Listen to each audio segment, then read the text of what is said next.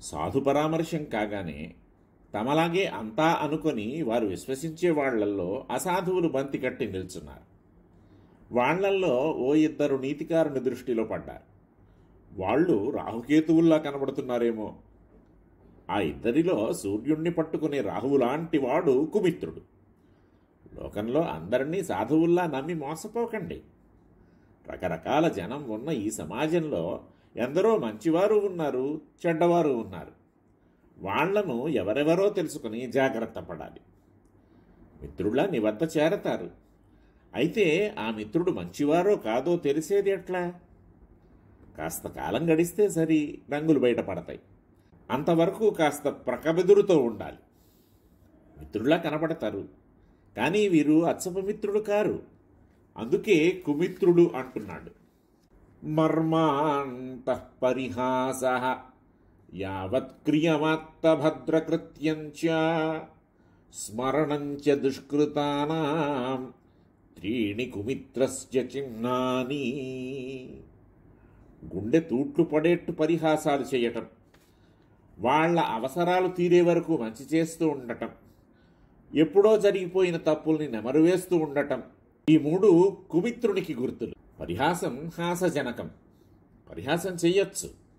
ఇందుకు కొంత చనువు ఉండాలి, యోగ్యత ఉండాలి. సమానుల మధ్య, చనవరుల మధ్య, ఆప్తబంధువుల మధ్య, ఆలుమగల మధ్య, స్నిగ్ధుల మధ్య పరిహాసాలు చేయవచ్చు. అయితే ఇవి వింటున్న వారు, పరిహాసానికి గురైన వారు కూడా విడివిడని పెదవులతో సుతరాముగా నవ్వుకోగలగాలి. కాస్త జల్లు మనాలి. పరిహాసం చేస్తుంటే పన్నీరు సిరికినట్టు, సన్నజాజులు కుమ్మరించినట్లు, మరువపు తావులు మోసుకువచ్చిన చల్లని పిల్లగాలి మేలు తాకినట్టు అనిపించాలి తప్ప గుండెలు తూట్లు పడకూడదు. మోదం కలగాలి కానీ ఖేదం కలగకూడదు. ఇంత మాట అన్నాడేమిటని విన్నవాడు కానీ, ఎందుకన్నానని అన్నవాడు కానీ తర్వాత పరితాపపడే దుస్థితి రాకూడదు. తమలపాకు సరసాలు కావాలి కానీ తలుపు చెక్క సరసాలు కారాదు. కొందరి పరిహాసాలు గుండెల్లో గుణపాలు దింపుతాయి. ఉదాత్తత చెడరాదు, ఔచిత్యం సడలరాదు, మర్యాద మీరరాదు, అనావశ్యకాలు తడవరాదు. పరిహాసం సుతారంగా చకలిగిరి పెట్టినట్టుండాలి. కొందరు తాము పరిహాసమాడతారు. ఆవలివారి పరిహాసములను తాము సహింపలేరు. అసలు ఇందుకు ఇష్టపడరు. ఇది కూడదు. ఇది రసాభాస లక్షణం. తాము పడలేనప్పుడు అనరాదు. పరిహాసం ఉభయనిష్టం. మాటలతోనే కాదు, కనులతో, బొమ్మముడులతో, పెదవులతో, చరితాంశములతో పరిహాసాలు చేసుకుంటారు చతురులు. కానీ కుమిత్రుల పరిహాసాలు బాకులు దూసినట్టు కాదు, బల్లేలు దిగవేసినట్టు గుండెలు గాయపరుస్తాయి. ఈ రకపు పరిహాసం స్పృహణీయం కాదు.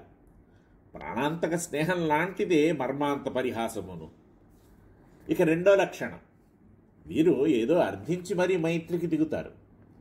ఇందుకు కాస్త గడసరితనం కావాలి, గుట్టు కావాలి, గుంభన కావాలి. ముందుగా ఏమీ తేలడు. మైత్రి కోసం వచ్చినట్టే ఉంటాడు. కాలక్రమాన తన ప్రస్తావం వచ్చేట్టు చూసుకుంటాడు. అవతలవాడు అయ్యో పాపం, మనవాడు, స్నేహితుడు, ఈయనకు మనం ఏమైనా చెయ్యకపోతే ఎట్లా అని ఆ పని నెరవేర్చే వరకు వీడో పని కోసం ఉన్నాడని కూడా మనకనిపించేట్టు కేవలం మైత్రీ లోభంతోనే మన కూడా ఉన్నట్టుంటాడు. ఏమేమో మన కోసం చేసి పెడుతూ ఉంటాడు. నిర్వ్యాజంగానే చేస్తున్నట్టు అనిపిస్తాడు.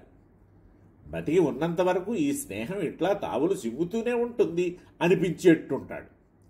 తీరా వాడి పని ముగిసినాక కనిపిస్తే ఒట్టు. పోని వాటి దారికే వెళదాం. పని కోసమే మైత్రి అనుకుందాం. మైత్రిని కొనసాగించడంలో తప్పేముంది? ఉద్దిష్ట కార్యం ఒకటి వాడికుంది. మైత్రిని పాటించాడు. నమ్మకం కలిగించటానికి తాను ఏమేమో చేశాడు. పని ముగిసిపోయింది. కొనసాగించడు. కొనసాగించటానికి వానికి ప్రయోజనం ఏమీ కనబడలేదు. వాడి దృష్టి మళ్ళీ ఏదైనా పని మీద పడిందనుకోండి, అప్పుడు మళ్ళీ చెలిమికి వస్తాడు. వ్యాపారైక దృష్టి వాడిది. పని కోసం మైత్రి కానీ మైత్రి కోసం మైత్రి వానికి పడదు. అంచేత వీణ్ణి కుమిత్రుడే అంటున్నాడు. మూడో లక్షణం, జరిగిన తప్పిదాలను తడవటం. ఇది మంచి లక్షణం కాదు. ఏదో గ్రహచారం వల్లనో యాదృచ్ఛికంగానో ఒక తప్పిదం ఎవరి వల్లనైనా జరగచ్చు.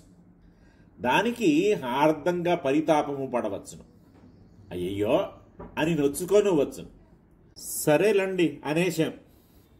ఇక ఆ ప్రకరణం ముగిసిపోయింది. మైత్రిలోనే కాదు, ఏమీ సంబంధం లేని చోటైనా పాటించే సాధారణ మర్యాద ఇది. అట్లా కాకుండా సమయం వచ్చినప్పుడల్లా ఓ మారు తాము గుర్తు చేసుకుని మనకు గుర్తు చెయ్యనక్కర్లేదు. కాలదోషం సంక్రమించకుండా దాన్ని నీళ్లు పోసి బతికించడం కుమిత్ర చిహ్నం. రామచంద్రప్రభువు గుణగణాలను సభాభవనం హోరెత్తిపోయేట్టు వర్ణించి చెబుతారు ప్రజలు దశరథ చక్రవర్తితో. ఆ సందర్భంలో ఓ మాట అన్నారు. నస్మరత్యపకారాణం శతమప్య ఆత్మవత్తయ. వాడు 100 అపకారాలు చేశాడు, శిశుపాలుడి వంటి వాడేమో, క్షమించాడు ప్రభువు. వాడెవడు? తనవాడు. కడుపులో పెట్టుకోక క్షమించటం ఏమిటి? అసలు పట్టించుకోడు. అట్లాంటిదొకటి జరిగిందని కూడా గుర్తుపెట్టుకోడు. అది ఆయన వ్యక్తిత్వం. అంతేనా? ఎప్పుడో ఎవడో ఏదో ఒక చిన్న ఉపకారం చేశాడు శ్రీరామచంద్ర ప్రభువుకు. ఆయనకు ఉపకారమా? వీడా? విచిత్రంగా లేదు? అయోధ్య పురవీధుల్లో వెళుతూ అక్కడక్కడ రథమాపుతూ కనిపించిన వారినల్లా కుశల ప్రశ్నలు చేస్తున్న సందర్భాలలో ఒకనాడు ఒక ఇంటి దగ్గర రథమాపి లోనికి వెళ్ళి వచ్చేటప్పటికీ ఒక పిల్లవాడు తన రథం దగ్గర నిలబడి గుర్రాల వంక చూస్తున్నాడు. బాబూ, నా గుర్రాలకు తోడు నిలబడ్డావయ్యా. మా నాయనే, ఎంత మంచివాడివి. ఇంత ఉపకార బుద్ధి నీలో చిన్నతనంలోనే ఎట్లా వచ్చిందయ్యా? ఎంత అదృష్టం, మంచి సంస్కారం. నీ తల్లిదండ్రులెవరు బాబు అని అడిగి తెలుసుకొని అతని తండ్రి కనపడ్డప్పుడు, మీ వాడండి, మా గుర్రాలకు ఆవేళ తోడున్నాడండి అంటాడు. వాడేదో కుతూహలంగా చూస్తున్నాడు, కానీ దాన్ని ఆయన ఉపకారంగా, అది తనకు చేసినదిగా భావించి తెగ సంబరపడిపోతాట. కథంచిదుపకారేణ కృతే నైకేన దుష్యతి అంటారు అయోధ్యావాసులు. తాను రాజకుమారుడైనా ఆవల తప్పులు శతాధికాలు అయి అసలు వాటిని తలపడు. మళ్ళీ మళ్ళీ తెప్పటం కూడానా? ఇది రామచంద్రుని స్వభావం. వీడు పూర్తి వ్యతిరేకం. ఎప్పుడో కర్మచాలక జరిగిపోయిన తప్పిదాన్ని అనుక్షణం కెలుకుతూనే ఉంటాడు. అయ్యా, ఇవిగో ఇవి 3 మర్మాంతమైన పరిహాసం. తన పని తీరే వరకు మంచిగా నటించటం, గతించిన తప్పిదాలను మాటిమాటికి తవ్వుకోవటం కుమిత్రుల లక్షణాలు. ఇవి గుర్తుపెట్టుకుని మిత్రులుగా మీ దగ్గరున్న వారిపై ఒక కన్ను వేసి ఉంచమని చెబుతున్నాడు నీతికారుడు.